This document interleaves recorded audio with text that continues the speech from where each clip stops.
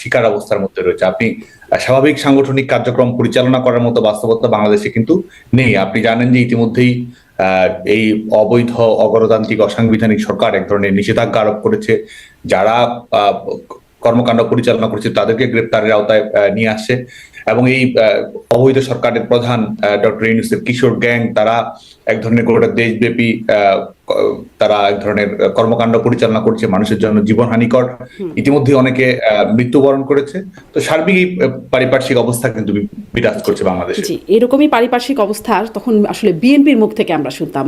যাই হোক, যে প্রসঙ্গে আসলে এই বক্তব্যটা আসলো, মানে হাসনাত সার্জিস এই বক্তব্যটা দিল যে গানের লাইন দেখা না দিলে বন্ধু কথা কেউ না, আপনাদের আওয়ামী লীগ মূল দলের একটি 10ই নভেম্বর নূর হোসেন দিবস উপলক্ষে ডাক দিয়েছিল জমায়েতের 0 পয়েন্টে গুলিস্তানের, কিন্তু সেখানে আমরা খুব বেশি উল্লেখযোগ্য পরিমাণে আসলে ছাত্রলীগ আওয়ামী লীগের নেতাকর্মীদের জড়ো হতে দেখি নাই।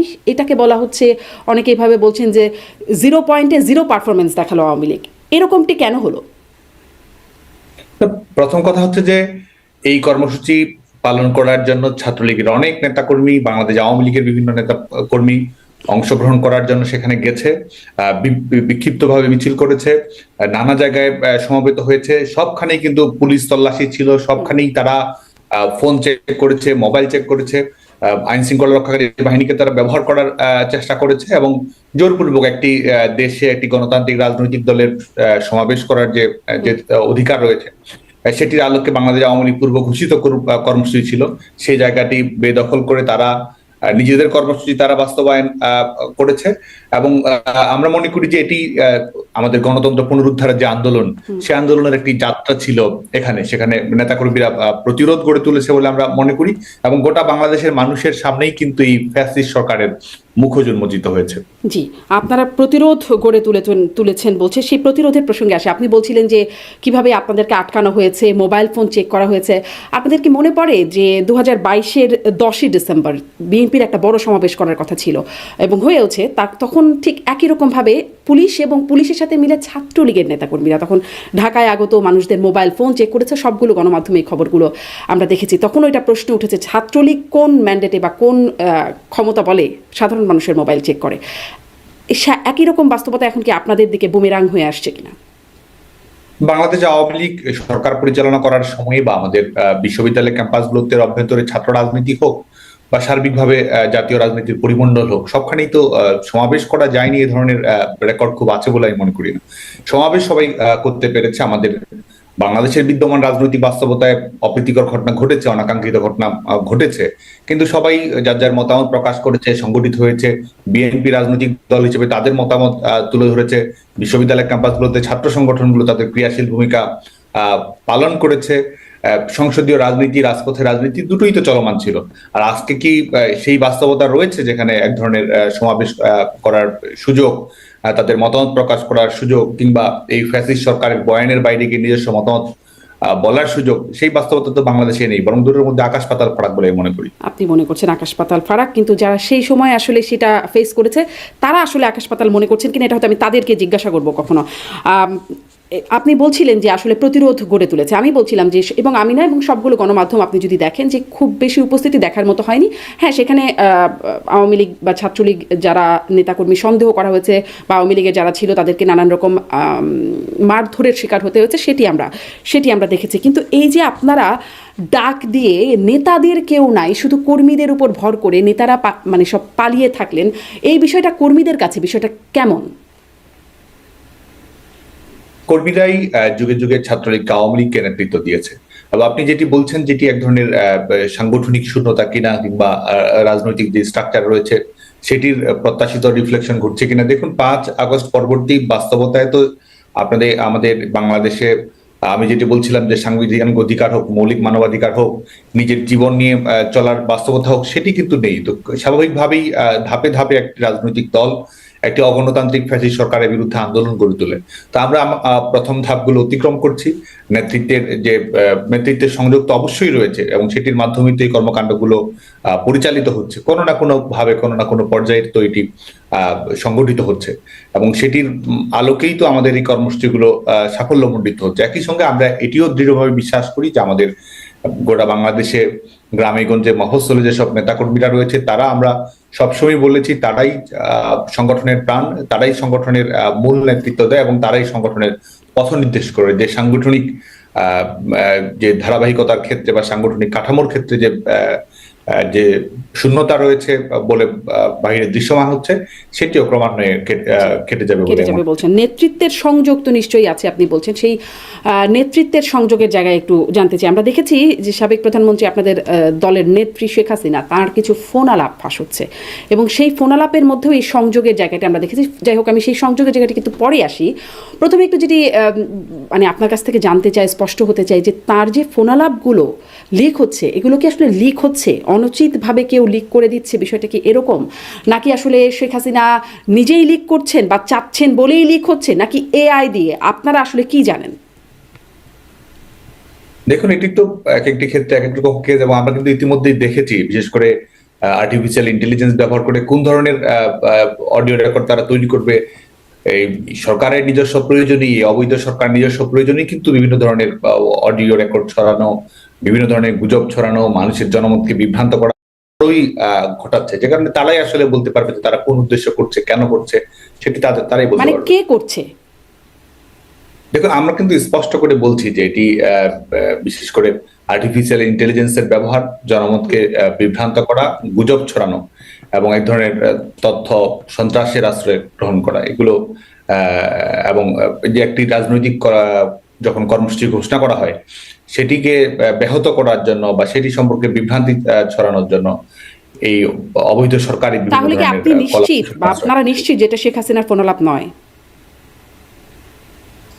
দেখুন, আমি কিন্তু বলছি যে সাংগঠনিকভাবে যেগুলো ব্যবহার করা হচ্ছে দলের বিরুদ্ধে, দলের কর্মসূচির বিরুদ্ধে এবং জনমতকে বিভ্রান্ত করার জন্য, সেগুলো অবশ্যই এই সরকারের কলাকৌশলের কারণে করা হচ্ছে। মানে হ্যাঁ, সেগুলো এই সরকারের কলাকৌশলের কারণে, কিন্তু আমি এটা বুঝতে পারছি না। যেমন সবশেষ যে ফোনালাপটির বিষয়ে ব্যাপক আলোচনা হলো, যে সেই ফোনালাপে শোনা যাচ্ছে শেখ হাসিনা অপর প্রান্তে থাকা কাউকে নির্দেশ দিচ্ছেন যে 10ই নভেম্বরের এই সমাবেশের বিষয়ে সেখানে জমায়েত হতে হবে, তার বা বঙ্গবন্ধুর ছবি নাই, সেখানে ট্রাম্পের ছবি নিয়ে জমায়েত হতে বলা হচ্ছে। এবং আমরা আসলে কার্যত সেরকমটার চেষ্টা দেখেছি, এরকম অনেকে গ্রেপ্তারও করা হয়েছে।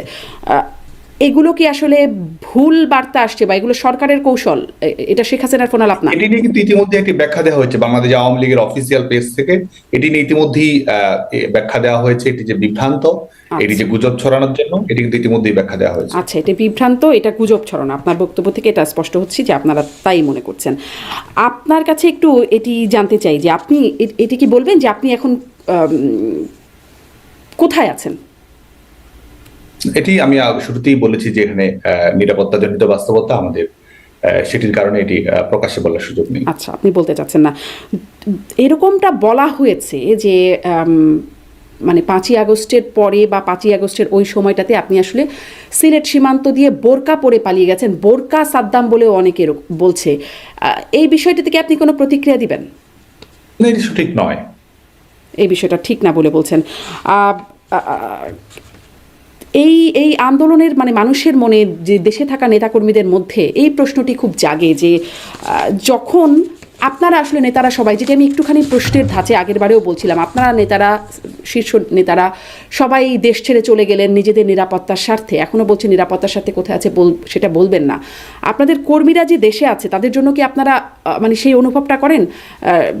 আপনাদের নেত্রী সাবেক প্রধানমন্ত্রী শেখ হাসিনা, তিনি তার ছোট বোনকে নিয়ে শুধুমাত্র চলে গেলেন। তার যারা শেখ পরিবারের যারা, তারাও সবাই দেশের বাইরে নানান রকমভাবে চলে গেছেন বলে আমরা জেনেছি। এটি কি আপনারা অনুভব করেন যে নেতাকর্মীরা, তাদেরকে এখন বলা হচ্ছে এতিম লীগ? না, দেখুন, আমাদের যে ভয়াবহ পরিস্থিতি তৈরি করা হয়েছিল, যে ধরনের ষড়যন্ত্রমূলক পরিবেশ তৈরি করা হয়েছিল, বঙ্গবন্ধুর কন্যা দেশরত্ন শেখ হাসিনা তো জীবন বিপন্নেরই শিকার হয়েছিল। দেশরত্ন শেখ হাসিনা বেঁচে আছেন বলেই তো বাংলাদেশের মানুষ এখন অবরুদ্ধ গণতন্ত্রকে মুক্ত করার স্বপ্ন দেখছে, কুক্ষিগত গণতন্ত্রকে মুক্ত করার স্বপ্ন দেখছে। একজন সাংবিধানিক ধারাবাহিকতা, আইনের শাসন যেন সুপ্রতিষ্ঠিত হয়, সেই লক্ষ্যে বাংলাদেশের মানুষ যে স্বপ্ন দেখছে, বাংলাদেশের মানুষ যে এই অবৈধ সরকারের সমস্ত ধরনের নির্যাতন নিষ্পেষণের বিরুদ্ধে সুদৃঢ় ঐক্য গড়ে তোলার কথা ভাবছে, প্রতিবাদ প্রতিরোধে ইস্পাত দৃঢ়ভাবে সংগ্রামীকে এগিয়ে নেওয়ার কথা ভাবছে, এটি তো সম্ভব হয়েছে একমাত্র দেশরত্ন শেখ হাসিনার জীবন বেঁচে যাওয়ার কারণে। আচ্ছা, আপনি তাই বলছেন। কিন্তু আপনারা কি এই বিশ্লেষণটা করেছেন যে আপনাদেরকে আসলে পালাতে কেন হলো? আপনাদের কাছে ছিল, আপনারা ছাত্রলীগের একটা বিশাল বাহিনী ছিল, আপনারাই বলেছেন যে আপনারা ফু দিলে 5 মিনিটও দাঁড়াতে পারবেন আন্দোলনকারীরা, আপনারা বলছেন যে এটা শেষ দেখে ছাড়বেন। আপনাদের ওবায়দুল কাদেরের তখন বক্তব্য আমরা শুনেছি, তিনি বলেছেন যে এই আন্দোলন দমনের ছাত্রলীগই যথেষ্ট। তারপরে আসলে কি হলো? কেন আপনারা যথেষ্ট হলেন না? আপনারা তো হলেনই না, পুলিশ, আইন শৃঙ্খলা বাহিনী, সেনাবাহিনী সবই ছিল, আপনাদের বিরাট বাহিনী ছিল, তারপরেও কেন আপনারা আসলে সফল হলেন না?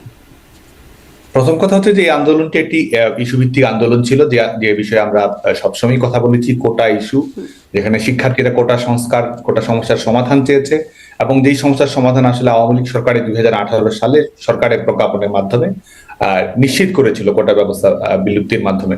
পরবর্তীতে এটি একটা আইনগত প্রক্রিয়া, একটি উচ্চ আদালতের একটি রায়, বিশেষ করে রিটের প্রেক্ষিতে উচ্চ আদালত এক ধরনের নির্দেশনা দেয় এবং সরকারের প্রজ্ঞাপনকে বাতিল বলে ঘোষণা করে।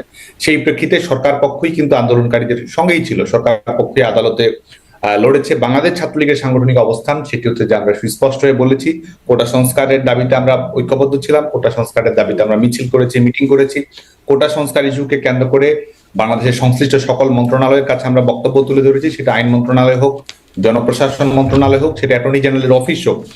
এবং শুধু তাই নয়, বাংলাদেশ ছাত্রলীগ কিন্তু কোটা সংস্কারকে কেন্দ্র করে ডোর টু ডোর ক্যাম্পেইন কর্মকাণ্ড দেশব্যাপী এটি আমরা চালু করেছিলাম। এটি অনুষ্ঠিত হয়েছে, যেখানে আমরা বলেছি যেহেতু এটি নিয়ে নতুন করে একটি জটিলতা তৈরি হয়েছে, এটির জন্য একটি সুস্থায়ী, টেকসই এবং ইতিবাচক সমাধান নিশ্চিত করা সম্ভব হয়, সে লক্ষ্যে শিক্ষার্থীরা কোটা সংস্কার নিয়ে কি ভাবছে, এখানে অন্তর্ভুক্তির বিষয়টি কিভাবে হবে, কিভাবে একটি যৌক্তিক সমাধান তৈরি করা সম্ভব হয়, কোটা সংস্কার নিয়ে শিক্ষার্থীদের ভাবনা কি, সেই লক্ষ্যে কিন্তু আমরা অনলাইনে, অফলাইনে সরাসরি মতামত গ্রহণ করেছি। আবাসিক হলগুলোতে শিক্ষার্থীদের কক্ষে আমরা গিয়েছি, সেখানে কোটা সংস্কার নিয়ে তাদের মতামত কি, সেই আলোকে কিন্তু আমরা সরকারের কাছে প্রস্তাবনা তুলে ধরেছি। এবং সেটির প্রেক্ষিতে আপনাদের সবাইকে আমরা যেটি মনে করিয়ে দিতে চাই, সেটা হচ্ছে যে আমাদের গোটা বাংলাদেশেই কিন্তু 11 জুলাই 2024 থেকে বাংলাদেশে কিন্তু কোনো কোটা কার্যকর ছিল না। যখন হাইকোর্টের রায়ের উপরে যখন স্ট্যাটাস কো প্রদান করা হয়, স্থিতাবস্থা প্রদান করা হয়, প্রকৃতার্থে বাংলাদেশে 11 জুলাই 2024 পরে কোনো কোটা কার্যকর ছিল না। 2018 সালের প্রজ্ঞাপন 2024 সালের 11 জুলাই থেকে কিন্তু পুনর্বহাল হয়। সে কারণে কিন্তু এটি সুস্পষ্ট যে আন্দোলনের যে সফলতা, এই আন্দোলনের যে হ্যাপি এন্ডিং হওয়ার কথা ছিল, এই আন্দোলনের যে এক্সিট হওয়ার কথা ছিল, সেটা কিন্তু 2024 সালের 11 জুলাইয়ের মধ্যে এটি সমাপ্ত হওয়ার কথা ছিল, কারণ শিক্ষার্থীদের ইস্যু ভিত্তিক সমস্যার সমাধান হয়েছে। পরবর্তীতে আপনারা যেটি সবার সামনেই অবলোকন হয়েছে, কোটা সমস্যার সমাধান 11 জুলাই কি সাদ্দাম, নাকি ডেটটা আসলে 14 জুলাই? না, 11 জুলাই হাইকোর্টের রায়ের উপর স্থিতাবস্থা প্রদান করা হয়। 14 জুলাই আপনি যেটি বলছেন, এই কোটা সংস্কার ইস্যুকে কেন্দ্র করে একটি ভিন্ন খাতে প্রবাহিত করার জন্য রাজাকার ইস্যুটি সামনে নিয়ে আসা হলো। এবং আপনি দেখবেন যে 1 থেকে 14 তারিখ গোটা বাংলাদেশে কিন্তু রাজাকার ইস্যুটা সামনে আসলে কে নিয়ে আসলো? হ্যাঁ, এটি তো ইতিমধ্যেই সবার কাছেই পরিষ্কার, বিশেষ করে বাংলাদেশের ছাত্র সমাজের কাছে এটি পরিষ্কার কিভাবে বঙ্গবন্ধু কন্যা দেশরত্ন শেখ হাসিনার বক্তব্যকে বিকৃত করা হয়েছে, বিভ্রান্তি ছড়ানো হয়েছে, এবং আন্দোলনকারীদের আন্দোলনকারীদের উস্কে দেওয়ার জন্য এই পরিবেশ পরিস্থিতি তৈরি করা হয়েছে। 14 জুলাই বাংলাদেশের বিভিন্ন শিক্ষা প্রতিষ্ঠানে, এবং যারা আজকে তাদের মুখোশ উন্মোচিত করছে, তারা তাদের রাজনৈতিক পরিচয় সামনে নিয়ে আসছে, তখন তারা তাদের অরাজনৈতিক পরিচয় ছিল, এবং সেটির মাধ্যমে তারা এই রাজাকারের রাজনীতিকে এক ধরনের বৈধতা প্রদান করা, এক ধরনের উস্কানিমূলক পরিবেশ তৈরি করা, এবং একটি শান্তিপূর্ণ পরিবেশ পরিস্থিতিকে একটি ভিন্ন খাতে ঠেলে দেওয়া। আপনি বলছেন উস্কানিমূলক পরিবেশটা তৈরি করলো সেই আন্দোলনকারীরা, কিন্তু মানে সেই বক্তব্যটা খুব আলোচিত এবং সমালোচিত সাবেক প্রধানমন্ত্রী শেখ হাসিনা, যে মুক্তিযোদ্ধাদের নাতিপুতিরা কোটা পাবে না তো কি রাজাকারের নাতিপুতিরা পাবে, মানে এই বক্তব্যটা শুনতে কি যারা আন্দোলন করছে তাদের জন্য কি এটা সুখকর, একটা সুন্দর কোনো? এই বক্তব্যের কোথায় আন্দোলনকারীদের রাজাকার বলা হয়েছে? প্রথম কথা হচ্ছে এই বক্তব্যের কোথাও কোনো ব্যাখ্যাতে এটি বলার সুযোগ নেই যে এই ব্যাখ্যাতে যে অভিযোগটি নিয়ে আসা হয়েছে বা যে বিষয়টিকে কেন্দ্র করে গোটা বাংলাদেশে একটি ভিন্নতর পরিবেশ তৈরি করার চেষ্টা করা। বলেও নাই যে রাজাকারের নাতিপুতিদের কোটা দিতে হবে, তাহলে এই বক্তব্যটা প্রধানমন্ত্রী এখানে দেখুন, এখানে শিক্ষার্থীদেরকে 11 তারিখের পরে যখন আদালতে রায় প্রদান করা হলো, তারপরে আন্দোলন কিন্তু একটি স্বাভাবিকভাবে শিক্ষার্থীদের অংশগ্রহণ কম এসেছিল, শিক্ষার্থীদের সন্তোষ ছিল।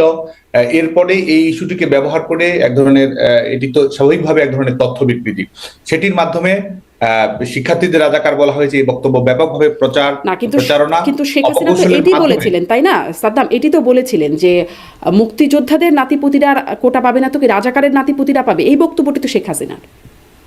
না, এটির মাধ্যমে তো আন্দোলনকারীদের রাজাকার বলা হয়নি। এটির মাধ্যমে তো এটি একটি আলোচনার প্রেক্ষিতে, একটি প্রশ্নোত্তরের প্রেক্ষিতে এই ধরনের আলোচনাটি এসেছে। কিন্তু এটির মাধ্যমে শিক্ষার্থীদের রাজাকার বলা, শিক্ষার্থীদেরকে এই এই অভিযোগে অভিযুক্ত করা, এই ধরনের কোনো বক্তব্য তো আসেনি। তো এই বক্তব্যকে অবশ্যই ভুলভাবে উপস্থাপন করা হয়েছে শিক্ষার্থীদের সামনে। কিন্তু আমি সেটাই আসলে জিজ্ঞাসা করছিলাম যে এরকম একটি বক্তব্য শুনতে কেমন লাগে, যারা আসলে আন্দোলন করছেন তাদের জন্য এই বিষয়টা কেমন লাগে শুনতে, যে তারা তো আসলে রাজাকারের নাতিপুতিদের জন্য সাধারণ শিক্ষার্থীরা ইতিমধ্যেই সেটি অনুভব করতে শুরু করেছে। তারা যে বক্তব্যকে বিকৃত করা হয়েছে এবং এদের রাজনীতির যে মূল লক্ষ্য ছিল, এবং সেটি আজকে যখন তারা আমাদের মুক্তিযুদ্ধের অঙ্গীকারকে ভুলুণ্ঠিত করার চেষ্টা করছে, আজকে যখন তারা আমাদের সাংবিধানিক প্রস্তাবনাকে পাল্টে দেওয়ার চেষ্টা করছে, আজকে যখন আমাদের মুক্তিযুদ্ধের আইকনিক বিষয়গুলোকে তারা প্রতিস্থাপিত করার চেষ্টা করছে, সেটির মাধ্যমে এটি প্রতীয়মান হয় ইতিমধ্যেই যে তারা এই রাজাকারের ছুটিকে কিসের জন্য সামনে নিয়ে এসেছিল। জি, তারা কিসের জন্য, মানে আমি এইটাও আমি ঠিক বোঝার চেষ্টা করছিলাম যে তারা কিসের জন্য তারা ভুল বুঝলো।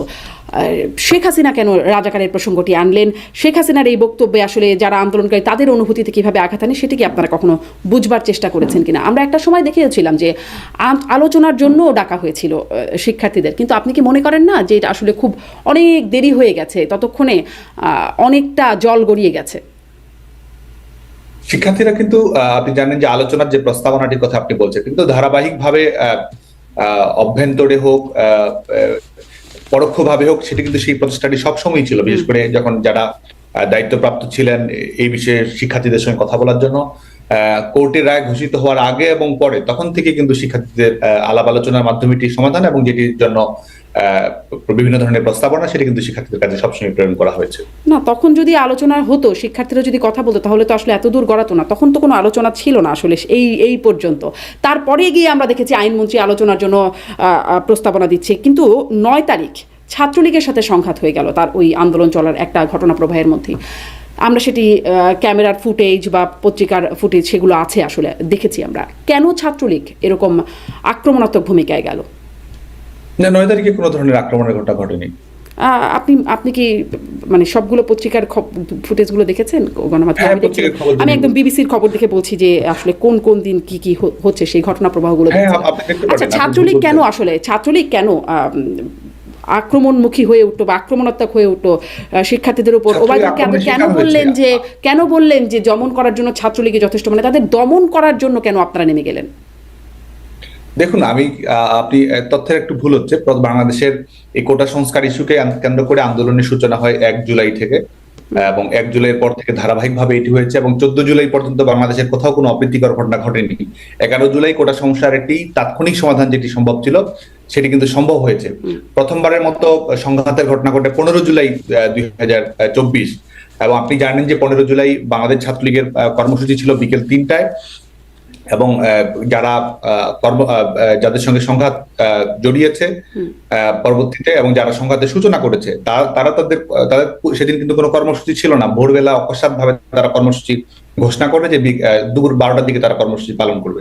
বাংলাদেশ ছাত্রলীগ সে ব্যাপারেও সচেতন থাকার চেষ্টা করে, সজাগ থাকার চেষ্টা করে, যে কোনো ধরনের, কারণ তারা চাচ্ছিল আগের দিনে যখন তারা রাজাকার স্লোগানটি সামনে নিয়ে এসেছে এক ধরনের একটি ইস্যু ভিত্তিক আন্দোলনকে ভিন্ন খাতে প্রবাহিত করার জন্য, বাংলাদেশ ছাত্রলীগ সেদিনও সচেতন ছিল, এবং তারা 12টার দিকে যখন সন্ত্রাস বিরোধী রাজু ভাস্কর্যের পাদদেশ ঢাকা বিশ্ববিদ্যালয়ে কর্মসূচি পালন করতে শুরু করেছে, সেখানে কিন্তু তারা শিক্ষার্থীদের উপস্থিতি কিন্তু একেবারেই কম ছিল। বিশেষ করে রাজাকার বলার কারণে শিক্ষার্থীদের সঙ্গে তাদের ক্রমান্বয়ে কিন্তু দূরত্ব বাড়ছিল এবং শিক্ষার্থীরা কিছুটা বিরাগ ভাজন হচ্ছিল।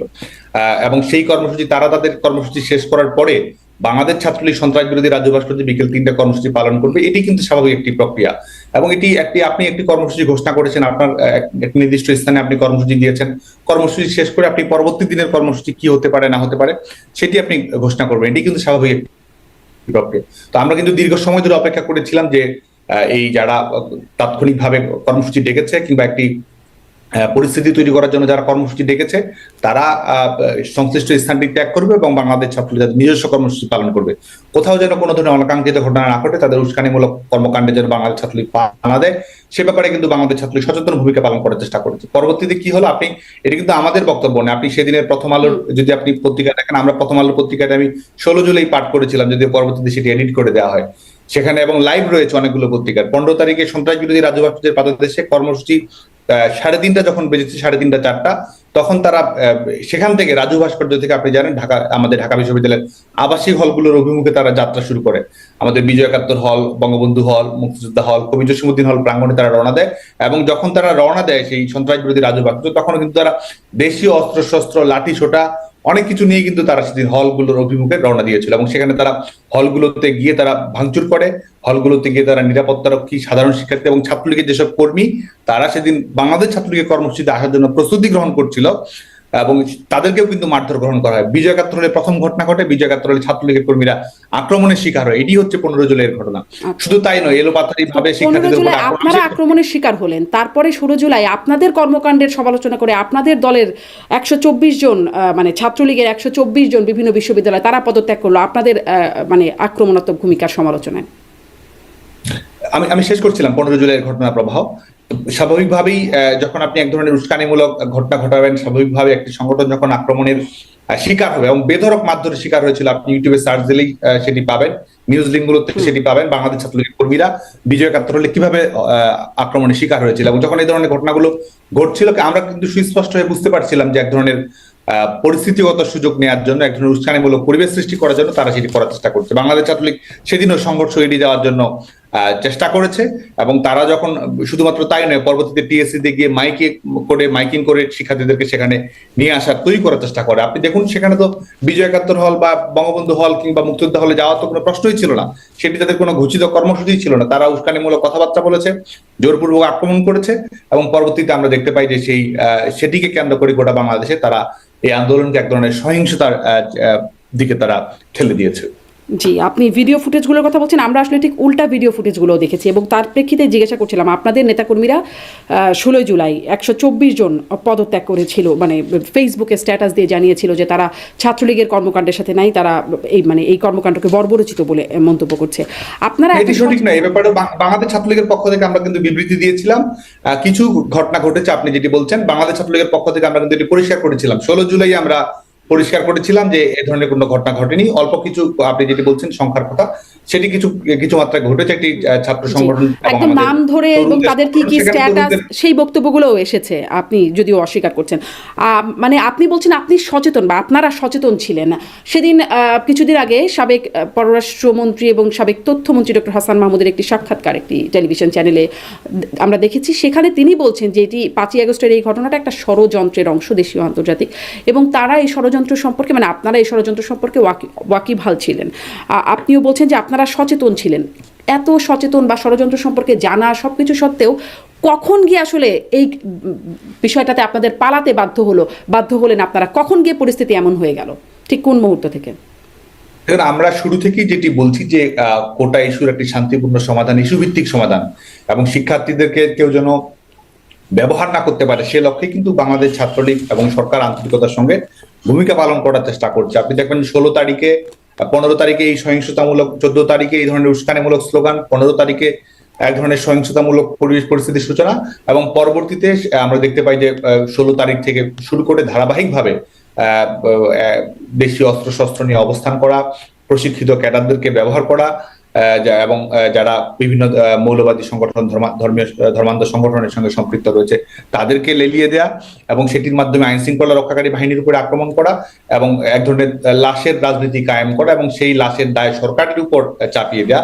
এইভাবে যখন ধারাবাহিকভাবে পরিস্থিতির অবনতি ঘটানো হয়েছে, এবং পরিস্থিতি অবনতি ঘটানোর মাধ্যমে যে সরকার উৎখাতের দিকে নিয়ে যাওয়া হয়েছে, যেটি আমরা শুরু থেকেই বলছিলাম যে আন্দোলন যৌক্তিক, কিন্তু এই আন্দোলনকে রাজনৈতিকভাবে ব্যবহার করার চেষ্টা হচ্ছে, সেটির ফলাফলিত আমরা পরবর্তীতে দেখতে পেয়েছি। এবং এটির পেছনে যে ষড়যন্ত্রমূলক যে বিষয়গুলো ছিল, সেটি তো আজকে যাদের গায়ের হাতে রক্তের দাগ লেগে রয়েছে, যারা সরকার পরিচালনা করছে, তারাই তো বলছে। আজকে যারা এই আন্দোলনের সমন্বয়ক, তারাই তো প্রকাশ্যে বলছে যে পুলিশ হত্যা না করলে কিংবা আক্রমণাত্মক না হলে, সহিংস না হলে এই আন্দোলন সফল হতো না। তারাই তো বলছে তারা সহিংসতার ঘটনাটা ঘটিয়েছেই, একই সঙ্গে তারা সশস্ত্র একটি অভ্যুত্থানের তারা প্রস্তুতিও গ্রহণ করছিল। এটি তো আজকে যারা সরকার গঠন করেছে অবৈধভাবে, তারাই বলছে, এটি তাদেরই বক্তব্য।